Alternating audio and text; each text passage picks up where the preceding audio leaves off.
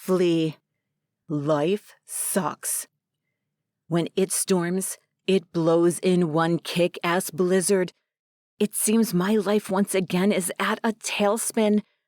Why do I keep falling back into the same old pattern? It's like I don't have a cell in my brain.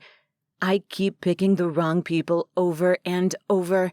Stumbling in the rabbit hole has become a bad habit of mine. Fright racks my mind as I finish shoving the last piece of clothing in my overstuffed bag and snatching it up and sprinting for the front door with keys in hand. I'm not running from my troubles. It's my life I'm fleeing from.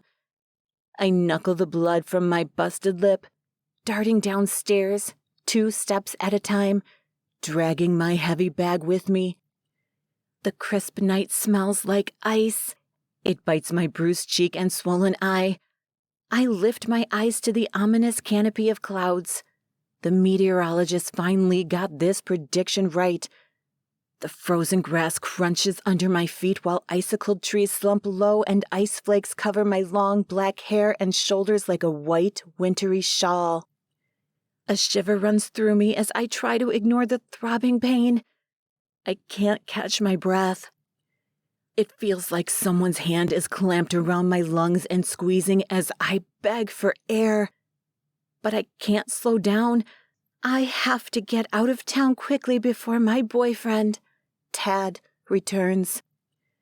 Why do I push his buttons? I know the outcome. We had gotten into a terrible argument, and for the first time in our relationship, I stood up to him. I will pay dearly for that mistake. I should have kept my mouth shut. I lost my temper and made him hit me. It's my fault. If I'd just left, turned and walked out the front door, he would have never known that I had returned home. Screw him. I refuse to be his punching bag any longer. I should have ended this 2-year relationship long before now. I've invested my time with a man that has no idea how to be in a committed relationship. Why do I do this to myself? A dark cloud seems to always hover over me, and the promise of trouble is a mere whisper away. Will I ever stop being a loser? Can't I do anything right? Of all things, I caught Tad in bed with my closest friend, Susan. I knew this incident meant the beginning of a colossal mudslide.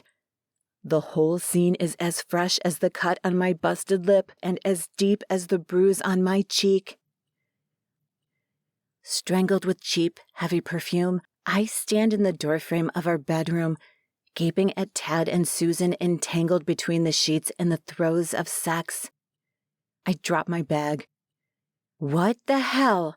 Shock, hurt, and betrayal slams into my chest as I stand there gawking, frozen like an ice sculpture.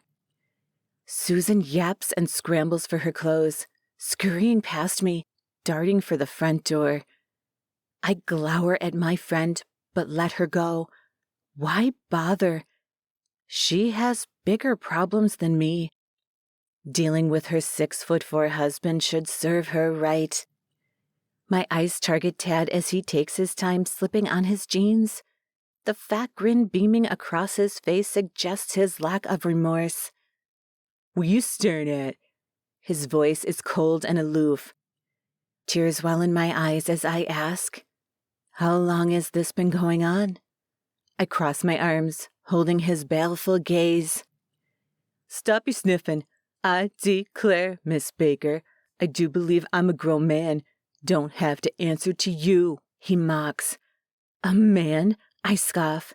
Half the time you're unemployed and the other half you're at some bar getting shit-faced. So what, Anna? I'd rather be with anyone else than the likes of you. His words feel like stones being thrown at me. No one is forcing you to stay. Leave. Tears streak my cheeks.